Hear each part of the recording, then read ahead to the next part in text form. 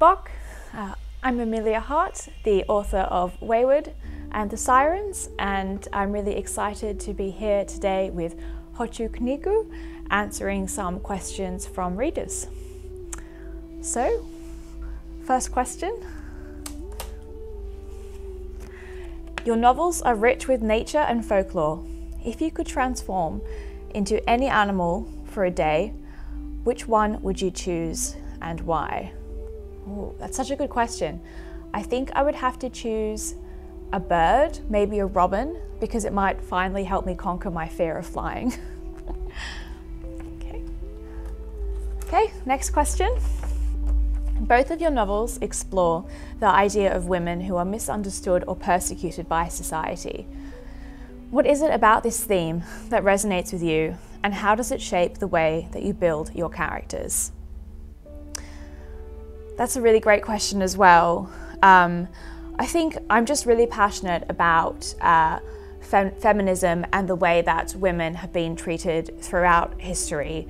And it just feels really urgent to me to explore that in my writing. And I'm always sort of conscious when creating female characters of, the ways that they might have been conditioned by patriarchal society, but I also want to explore the ways that women are resilient and the ways that they can sort of break free from those bonds. So I always try and have that come through when writing my characters. Here we go, here's one more. Both Weywardica and the Sirens weave together multiple timelines and perspectives. What draws you to this narrative structure, and how do you approach balancing the different voices while maintaining tension? Another great question. I love these sort of craft questions. I think that I'm interested in sort of weaving together these multiple timelines because I love exploring the ways that the past impacts the present and the ways that different patterns can emerge when we look at, one family and the different generations it contains.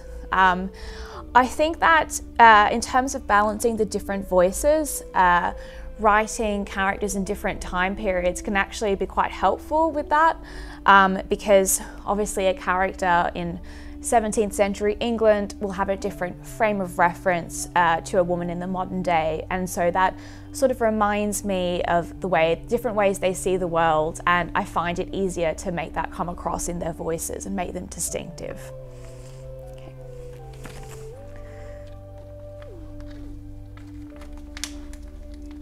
Okay, one over here.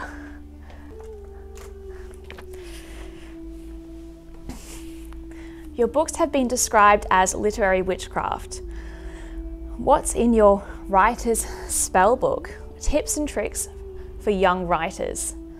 Well, that's another really great question. I think in terms of what's in my writer's spell book, my number one tip would be to read widely as much as you can. For me, I think reading is like the apprenticeship for writing. And that's how we sort of learn the magic of storytelling, is through reading other writers. And then in terms of the act of writing itself, I would say what really helps me when I'm sort of writing something new is to try and spend a little bit of time each day in the world of my story, whether that's writing a few hundred words or even just daydreaming. So that's what really helps me. Okay, yes. Okay, last question. So the last question is, what's your message for Croatian readers? So my message for Croatian readers would be, hvala. Thank you so much for reading my books. It really means so much to me to see all your support and to hear about the ways that my books have resonated with you. And yeah, I'm just really grateful, so thank you, thank you.